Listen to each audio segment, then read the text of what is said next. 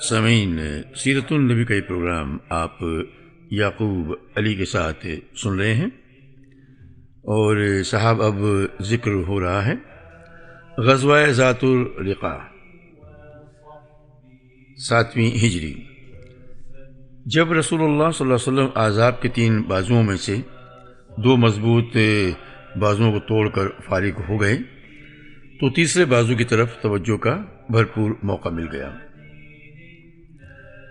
تیسرا بازو وہ بدو تھے جو نجد کی صحرا میں خیمہ زن تھے اور رہ رہ کر لوٹ مار کی کارروائیاں کرتے رہتے تھے۔ چونکہ یہ بدو کسی آبادی یا شہر کے باشندے نہ تھے اور ان کا قیام مکانات اور قلعوں کے اندر نہ تھا، اس لیے اہل مکہ اور باشندگان خیبر کی بنسبت ان پر پوری طرح قابو پا لینا اور ان کے شر و فساد کی آگ کو مکمل طور پر بجھا دینا سخت دشوار تھا۔ لہذا ان کے حق میں صرف خوف زدہ کرنے والی تادیبی کارروائیاں ہی مفید ہو سکتی تھیں۔ چنانچہ ان بدوؤں پر رعب و دبدبہ قائم کرنے کی غرض سے اور بقول دیگر مدینہ کے اطراف میں چھاپہ مار کے ارادے سے جمع ہونے والے بدوؤں کو پراگندہ کرنے کی غرض سے نبی صلی اللہ علیہ وسلم نے ایک تادیبی حملہ فرمایا جو غزوہ ذات الرقاع کے نام سے معروف ہے۔ عام اہل مغازی نے اس غزوے کا تذکرہ 4 ہجری میں کیا ہے، لیکن امام بخاری نے اس کا زمانہ وقوع 7 ہجری بتایا ہے۔ چونکہ اس غزوے میں حضرت ابو موسیٰ اشعری رضی اللہ عنہ اور حضرت ابو ہریرہ رضی اللہ عنہ نے شرکت کی تھی، لہذا یہ اس بات کی دلیل ہے کہ یہ غزوہ خیبر کے بعد پیش آیا تھا۔ مہینہ غالباً ربیع الاول کا تھا، کیونکہ حضرت ابو ہریرہ اس وقت مدینہ پہنچ کر ہلکا بگوش اسلام ہوئے تھے جب رسول اللہ صلی اللہ علیہ وسلم خیبر کے لیے مدینہ سے جا چکے تھے۔ پھر حضرت ابو ہریرہ مسلمان ہو کر سیدھے خدمت نبی میں خیبر پہنچے، اور جب پہنچے تو خیبر فتح ہو چکا تھا۔ لہذا غزوہ ذات الرقاع میں ان دونوں صحابہ کی شرکت اس بات کی دلیل ہے کہ یہ غزوہ خیبر کے بعد ہی کسی وقت پیش آیا تھا۔ اہل سیرہ نے اس غزوے کے متعلق جو کچھ ذکر کیا ہے اس کا خلاصہ یہ ہے کہ نبی صلی اللہ علیہ وسلم نے قبیلہ انماریہ بنو عطفان کی 2 شاخوں بنو ثعلبہ اور بنی محارب کے اجتماع کی خبر سن کر مدینہ کا انتظام حضرت ابو در یا حضرت عثمان بن عفان رضی اللہ عنہما کے حوالے کیا اور جھٹ 400 یا 700 صحابہ کرام کی معیت میں بلاد نجد کا رخ کیا۔ پھر مدینہ سے 2 دن کے فاصلے پر مقام نخل پہنچ کر بنو غطفان کی ایک جماعت سے سامنا ہوا، لیکن جنگ نہیں ہوئی۔ البتہ آپ صلی اللہ علیہ وسلم نے اس موقع پر صلاۃ خوف یعنی حالت جنگ والی نماز پڑھائی۔ صحیح بخاری میں حضرت ابو موسیٰ اشعری رضی اللہ عنہ سے مروی ہے کہ ہم لوگ رسول اللہ صلی اللہ علیہ وسلم کے ہمراہ نکلے۔ ہم 6 آدمی تھے اور ایک ہی اونٹ تھا جس پر باری باری سوار ہوتے تھے۔ اس سے ہمارے قدم چھلنی ہو گئے، میرے بھی دونوں پاؤں زخمی ہو گئے اور ناخن جو تھا وہ جھڑ گیا۔ چنانچہ ہم لوگ اپنے پاؤں پر چیتھڑے لپیٹتے رہتے تھے، اسی لیے اس کا نام ذات الرقاع یعنی چیتھڑے والا پڑ گیا، کیونکہ ہم نے اس غزوے میں اپنے پاؤں پر چیتھڑے اور پٹیاں پیر رکھی تھیں۔ اور صحیح بخاری ہی میں حضرت جابر رضی اللہ عنہ سے یہ روایت ہے کہ ہم لوگ ذات الرقاع میں نبی صلی اللہ علیہ وسلم کے ہمراہ تھے۔ دستور یہ تھا کہ جب ہم کسی سایہ دار درخت پر پہنچتے تو اپنے نبی صلی اللہ علیہ وسلم کے لیے چھوڑ دیتے تھے۔ ایک بار نبی صلی اللہ علیہ وسلم نے پڑاؤ ڈالا اور لوگ درخت کا سایہ حاصل کرنے کے لیے ادھر ادھر کانٹے دار درختوں کے درمیان بکھر گئے۔ رسول اللہ صلی اللہ علیہ وسلم بھی ایک درخت کے نیچے اترے اور اسی درخت سے تلوار لٹکا کر سو گئے۔ حضرت جابر فرماتے ہیں کہ ہمیں بس ذرا سی نیند آئی تھی کہ اتنے میں ایک مشرک نے آ کر رسول اللہ صلی اللہ علیہ وسلم کی تلوار سونت لی اور بولا، تم مجھ سے ڈرتے ہو؟ آپ صلی اللہ علیہ وسلم نے فرمایا، نہیں۔ اس نے کہا، تب تمہیں مجھ سے کون بچائے گا؟ آپ صلی اللہ علیہ وسلم نے فرمایا، اللہ۔ حضرت جابر کہتے ہیں کہ ہمیں اچانک رسول اللہ صلی اللہ علیہ وسلم پکار رہے تھے۔ ہم پہنچے تو دیکھا کہ ایک اعرابی آپ کے پاس بیٹھا ہے۔ آپ صلی اللہ علیہ وسلم نے فرمایا، میں سویا تھا اور اس نے میری تلوار سونت لی۔ اتنے میں جاگ گیا اور سونتی ہوئی تلوار اس کے ہاتھ میں تھی۔ اس نے مجھ سے کہا، تمہیں مجھ سے کون بچائے گا؟ میں نے کہا، اللہ۔ تو اب یہ وہی شخص بیٹھا ہوا ہے۔ پھر آپ نے اس سے اظہار غصہ نہ کیا۔ ابو عوانہ کی روایت میں اتنی تفصیل اور ہے کہ جب آپ صلی اللہ علیہ وسلم نے اس کے سوال کے جواب میں اللہ کہا تو تلوار اس کے ہاتھ سے گر پڑی۔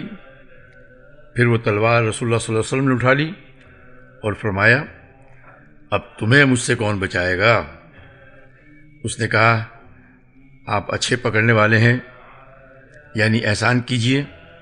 آپ صلی اللہ علیہ وسلم نے فرمایا، تم شہادت دیتے ہو کہ اللہ کے سوا کوئی معبود نہیں اور میں اللہ کا رسول ہوں؟ اس نے کہا، میں آپ سے عہد کرتا ہوں کہ میں آپ سے لڑائی نہیں کروں گا اور نہ آپ سے لڑائی کرنے والوں کا ساتھ دوں گا۔ حضرت جابر رضی اللہ عنہ کا بیان ہے کہ اس کے بعد آپ صلی اللہ علیہ وسلم نے اس کی راہ چھوڑ دی اور اس نے اپنی قوم میں جا کر کہا، میں تمہارے یہاں سب سے اچھے انسان کے پاس سے آ رہا ہوں۔ صحیح بخاری کی ایک روایت میں بیان کیا گیا ہے کہ نماز کی اقامت کہی گئی اور آپ صلی اللہ علیہ وسلم نے ایک گروہ کو 2 رکعت نماز پڑھائی۔ پھر وہ لوگ پیچھے چلے گئے اور آپ نے دوسرے گروہ کو 2 رکعت نماز پڑھائی۔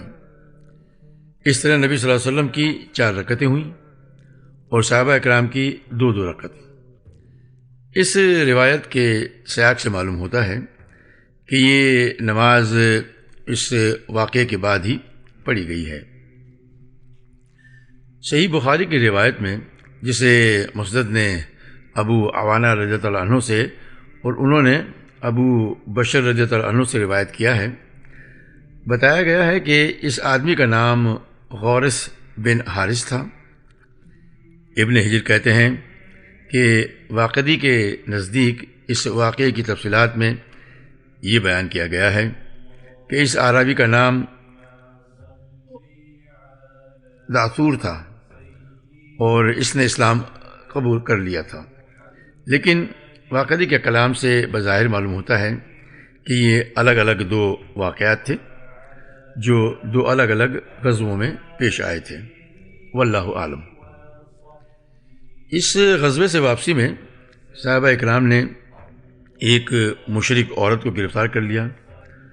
اس پر اس کے شوہر نے نظر مانی کہ وہ اصحاب محمد صلی اللہ علیہ وسلم کے اندر ایک خون بہا کر رہے گا۔ چنانچہ وہ رات کے وقت آیا۔ رسول اللہ صلی اللہ علیہ وسلم نے دشمن سے مسلمانوں کی حفاظت کے لیے 2 آدمیوں یعنی عباد بن بشر اور عمار بن یاسر رضی اللہ عنہما کو پہرے پر معمور کر رکھا تھا۔ جس وقت وہ آیا، حضرت عباد کھڑے نماز پڑھ رہے تھے۔ اس نے اسی حالت میں ان کو تیر مارا۔ انہوں نے نماز توڑے بغیر تیر نکال کر چھٹک دیا۔ اس نے دوسرا اور تیسرا تیر مارا، لیکن انہوں نے نماز نہ توڑی اور سلام پھیر کر ہی فارغ ہوئے۔ پھر اپنے ساتھی کو جگایا۔ ساتھی نے حالات جان کر کہا، سبحان اللہ، آپ نے مجھے جگا کیوں نہیں دیا؟ انہوں نے کہا، میں ایک سورہ پڑھ رہا تھا، گوارا نہ کیا کہ اسے درمیان میں چھوڑ دوں۔ سنگ دل اعراب کو مرعوب اور خوفزدہ کرنے میں اس غزوے کا بڑا اثر رہا۔ ہم اس غزوے کے بعد پیش آنے والے سرایہ کی تفصیلات پر نظر ڈالتے ہیں۔ تو دیکھتے ہیں کہ غطفان کے ان قبائل نے اس غزوے کے بعد سر اٹھانے کی جرت نہ کی، بلکہ ڈھیلے پڑتے رہے اور بالآخر اسلام قبول کر لیا، حتیٰ کہ ان اعراب کی کئی قبائل ہم کو فتح مکہ اور غزوہ حنین میں مسلمانوں کے ساتھ نظر آتے ہیں، اور انہی غزوہ حنین کے مال غنیمت سے حصہ دیا جاتا ہے۔ پھر فتح مکہ سے واپسی کے بعد ان کے پاس صدقات وصول کرنے کے لیے اسلامی حکومت کے اعمال بھیجے جاتے ہیں اور وہ باقاعدہ اپنے صدقات ادا کرتے ہیں۔ غرض اس حکمت عملی سے وہ تینوں بازو ٹوٹ گئے جو جنگ خندق میں مدینہ پر حملہ آور ہوئے تھے، اور اس کی وجہ سے پورے علاقے میں امن و سلامتی کا دورہ ہو گیا۔ اس کے بعد بعض قبائل نے بعض علاقوں میں جو شور و غوغا کیا، اس پر مسلمانوں نے بڑی آسانی سے قابو پا لیا، بلکہ اسی غزوے کے بعد بڑے بڑے شہروں اور ممالک کی فتوحات کا راستہ ہموار ہونا شروع ہوا، کیونکہ اس غزوے کے بعد اندرون ملک حالات پوری طرح اسلام اور مسلمانوں کے لیے سازگار ہو چکے تھے۔ اب ہم ذکر کر رہے ہیں 7 ہجری کے چند سرایہ کا۔ اس غزوے سے واپس آ کر رسول اللہ صلی اللہ علیہ وسلم نے شوال کے مہینے میں 7 ہجری تک مدینہ میں قیام فرمایا، اور اس دوران معتدل سرایہ روانہ کیے، جن کی تفصیل یہ ہے۔ نمبر 1، سریہ قدیہ، صفر یا ربیع الاول کا مہینہ، ہجری کا 7واں سال۔ یہ سریہ غالب بن عبداللہ لیثی کی کمان میں قدید کی جانب قبیلہ بنی ملحو کی تعذیب کے لیے روانہ کیا گیا۔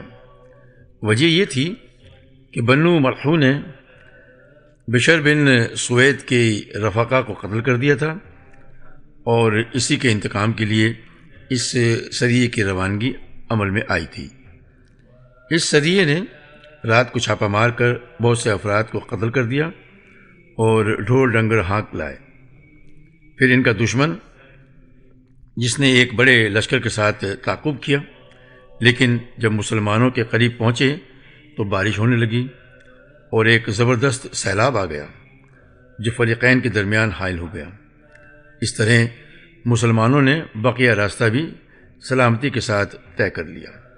نمبر 2، سریہ حسمی، جمادی الاخرہ کا مہینہ اور ہجری کا 7واں سال۔ اس کا ذکر شاہان عالم کے نام خطوط کے باب میں ہم کر چکے ہیں۔ نمبر 3، سریہ تربہ، شعبان کا مہینہ۔ یہ سریہ حضرت عمر بن خطاب رضی اللہ عنہ کی قیادت میں روانہ کیا گیا۔ ان کے ساتھ 30 آدمی تھے جو رات میں سفر کرتے اور دن میں روپوش رہتے، لیکن بنو حوازن کو پتہ چل گیا اور وہ نکل بھاگے۔ حضرت عمر رضی اللہ عنہ ان کے علاقے میں پہنچے تو کوئی بھی نہ ملا اور وہ مدینہ پلٹ آئے۔ نمبر 4، سریہ اطراف فدق، شعبان ہی کا مہینہ، ہجرت کا 7واں سال۔ یہ سریہ حضرت بشیر بن سعد انصاری رضی اللہ عنہ کی قیادت میں 30 آدمیوں کے ہمراہ بنو مرہ کی تعذیب کے لیے روانہ کیا گیا۔ حضرت بشیر رضی اللہ عنہ نے ان کے علاقے میں پہنچ کر بھیڑ بکریاں اور چوپائے ہانک لیے اور واپس ہو گئے۔ رات میں دشمن نے آ لیا، مسلمانوں نے جم کر تیر اندازی کی، لیکن بالآخر بشیر اور ان کے رفقا کے تیر ختم ہو گئے اور ان کے ہاتھ خالی ہو گئے، اور اس کے نتیجے میں سب کے سب قتل کر دیے گئے۔ صرف بشیر رضی اللہ عنہ زندہ بچے۔ انہیں زخمی حالت میں اٹھا کر فدق لایا گیا اور وہ وہیں یہود کے پاس مقیم رہے یہاں تک کہ ان کے زخم مندمل ہو گئے۔ اس کے بعد وہ مدینہ آئے۔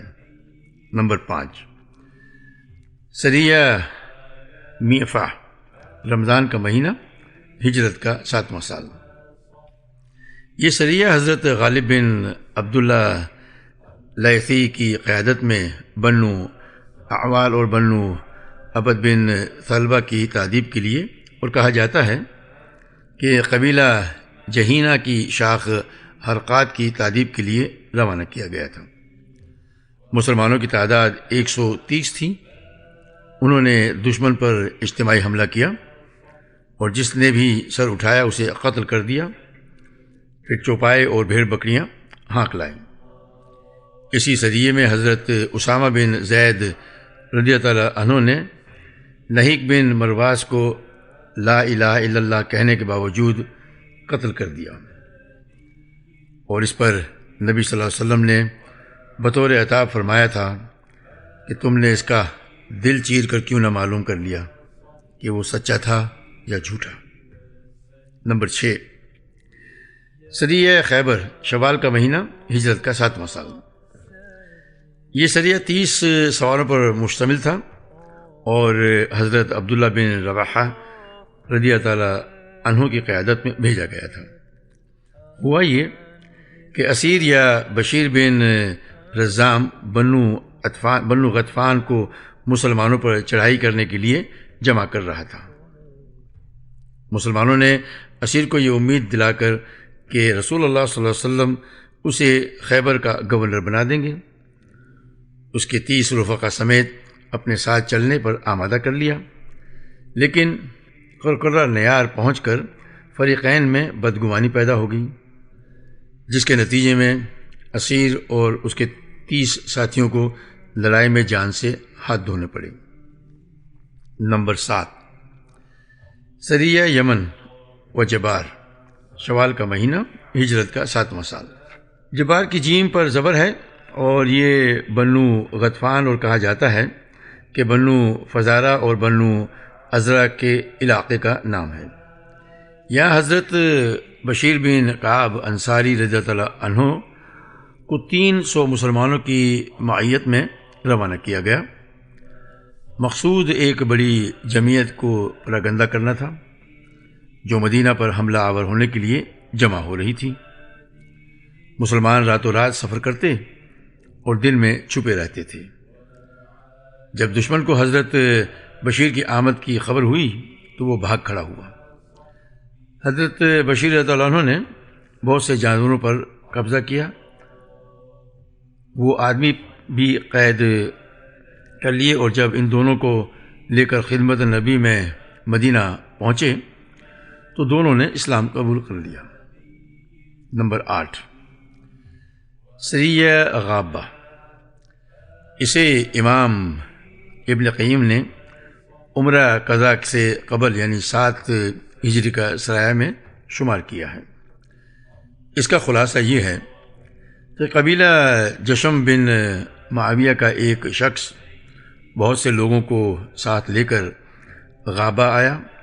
وہ چاہتا تھا کہ وہ بنو قیس کو مسلمانوں سے لڑنے کے لیے جمع کرنے۔ نبی صلی اللہ علیہ وسلم نے حضرت ابو حدرد کو صرف 2 آدمیوں کے ہمراہ روانہ کیا۔ فرمایا حضرت ابو حدرد نے کوئی ایسی جنگی حکمت عملی اختیار کی کہ دشمن کو شکست فاش ہوئی اور وہ بہت سے اونٹ اور بھیڑ بکریاں ہانک لائے۔